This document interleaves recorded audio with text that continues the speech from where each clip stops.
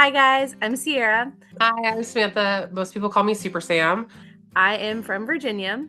I am now 4 months postpartum in my journey at this moment. I currently live in northern Colorado near the Fort Collins area. I am 33 weeks pregnant now. So I have been going to the support groups throughout my entire journey, and I know like she popped in one time on a call, and I was like, oh, I think I like her. And then like the next time she was on, I was like, oh yeah, I definitely like her. And then I think she ended up like putting her phone number in the chat because like I don't even remember what the whole conversation was, but she's like, oh, here's my number. She put it in like the support group chat, and I was like, oh, I'm totally texting this girl. This chick is definitely like more down to earth than I think like the reality that we might think that surrogates are, or at least what I had a misconception of. And I was like, this is somebody that I can attach myself to and like have a way of communicating and being like, this is what my real life looks like. And she could also be like, oh, girl, this is what my real life looks like.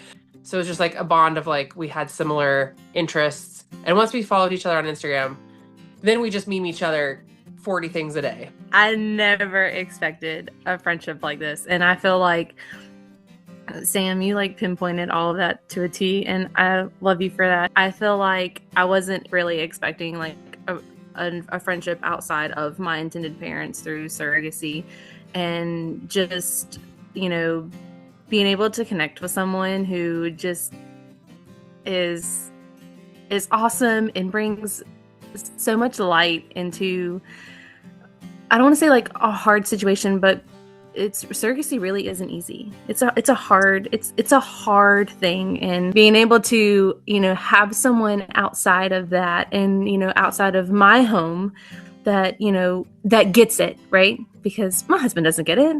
Men don't get it. They don't know that. And Mm-hmm. finding a connection outside of intended parents, outside of my home, and really just like Sam is like just I can't even explain it. Like she's like an empty, like another half of me that like I didn't know was missing. Oh, I'm I'm gonna trying.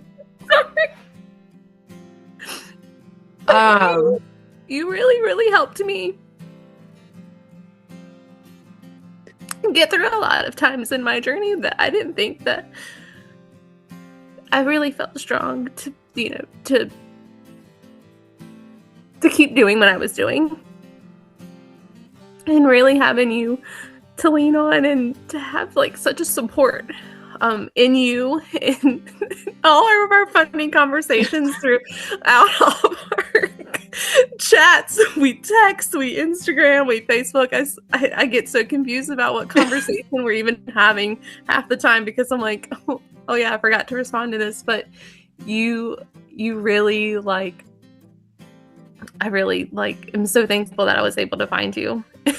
And I feel like my heart was missing a piece that I didn't know was missing.